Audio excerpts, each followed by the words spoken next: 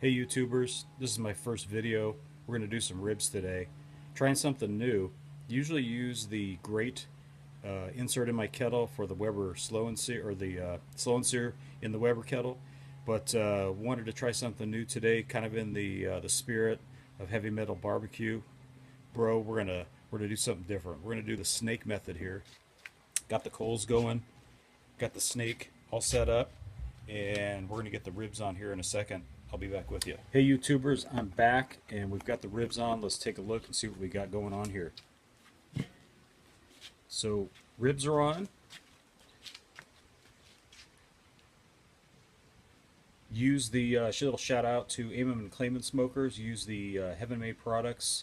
Um, Heaven Made rub, just the standard one on the ribs. They were sweating for about 2-3 hours. Got the water pan in the bottom there, the Maverick thermometer there, monitoring the temps. Running about when I put the ribs on, running about like 190ish. So it was coming up nicely. So we'll see how they do here. We'll be back with you in a little bit. Hey everybody, I'm back. We're about an hour into this cook right now, and I gotta say I'm impressed with the snake method. A little bit ago, we were running about 230 and closed the vents down a little bit, probably about halfway. Kind of slow, very slowly dropped down to just about 223. I cracked the vents. They're about 3/4, maybe a little bit open. Bottom vent is wide open, by the way. Top vent about 3/4, maybe a little bit past that open, and it's popped up to 230, and we'll kind of see where she holds. Trying to see if I can get it dialed in, so I have to fiddle with it too much. But earlier, wanted to mention too that some other stuff we got going on here. So I mentioned the Heaven Made products. I'm actually using the It's Incredible rub. Again, I saw a video by Amon and Clayman Smokers, who I follow, and I've tried this Incredible rub before, mainly on poultry. His video, when he did it on ribs, his reaction was pretty incredible, no pun intended. So thought I'd give that a shout out. Wood wise, I'm just using pecan wood today on the smoke, and then for a spritz, before I threw the ribs on, I spritzed them down with just cold water to get some water on, because we know that smoke sticks to cold wet meat. And about every hour from now, I'm going to spritz them in the bottle there, 50-50 mix of apple juice and apple cider vinegar. So we're about an hour into it right now. I'm going to pop the lid off and give her a spritz, and I'll be back. All right, everybody, we are back at the 3-hour mark. I went and checked out the ribs, and right at 3 hours, and they weren't really color-wise where I was wanting them, so I let them go another 20 minutes. Looking really good right now. So I'm gonna foil them, and I'm gonna try to set this down here and make this happen. So there we go. So we can do it in progress here. So I'm keeping it pretty simple. Just gonna put down some of this Stubbs Sweet Heat barbecue sauce, and actually I'm gonna hit it with a little bit more of that apple juice, apple cider vinegar mix, just to kind of thin out the sauce there a little bit.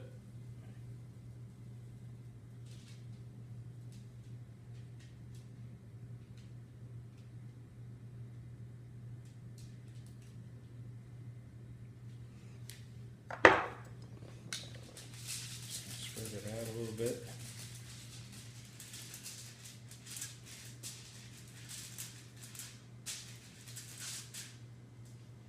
Get these ribs down.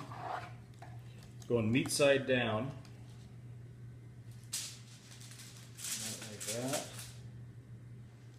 And I'm not going to do anything on the bone side. It's just, you know, it's the bone, so it's not really gonna do much there. So let's get this wrapped up.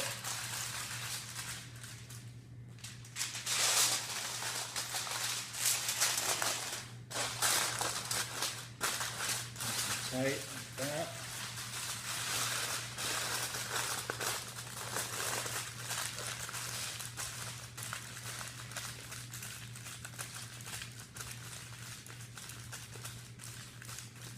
All right. Let's go get those back on the pit. Check them in about an hour. All right, we're back. Ribs have been in the foil for an hour and 15 minutes. We've got some some meat disintegration on the bones there, so that is looking good. I'm going to pull these babies out and get them back on the grill. A little bit more of that Stubbs sweet heat sauce, and I'll be right back. So, folks, I'm working with one hand here on this cook and everything, and didn't have a chance on that last spot to get the beer in, because you can't have barbecue without beer. So just cracked open a can of this St. Archer Blonde Ale from San Diego. Just going with something light here. We'll get into something a little bit hoppier later, but again, I impressed with this snake method. You know, stacking up the charcoal like that, and just the water pan, and you know, compared to the slow and sear, which, you know, the way it's designed, it's set up so it keeps the charcoal in there tight, and which helps with, I think, you know, a slower burn and heat retention. It's got that thermal barrier there, you know, with the water trough.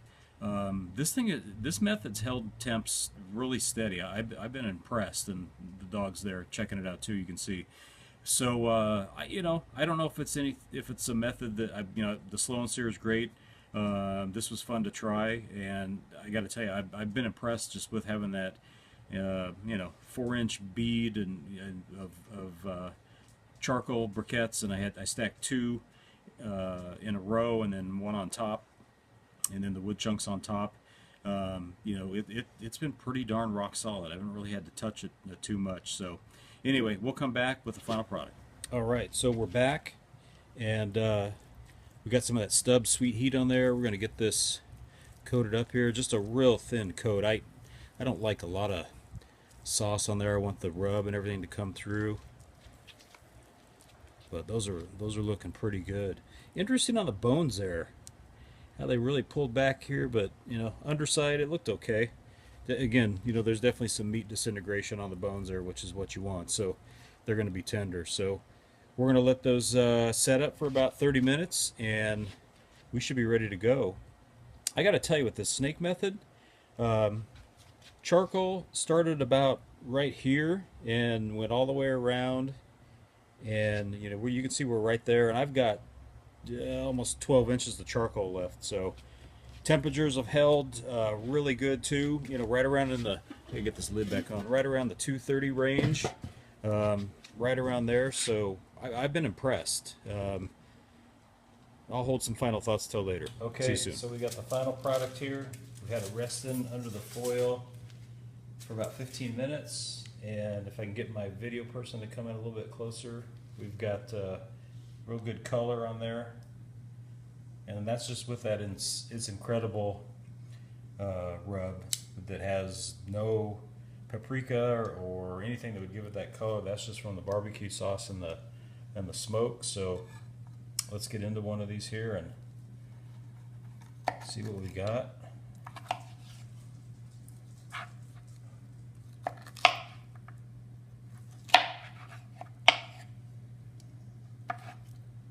So here we go. We've definitely got a nice smoke ring there.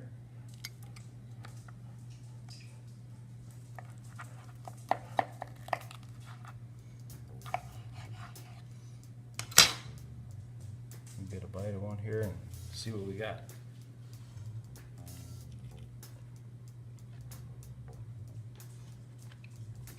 Not bad.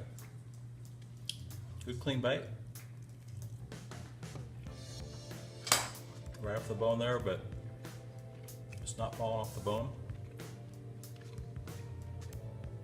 I gotta say, aim and claim them. That incredible rub, it's really good. Just bare like that. I would definitely do that again. Let me know what you think about the video. Flame me, like me, give me some feedback. See you next time.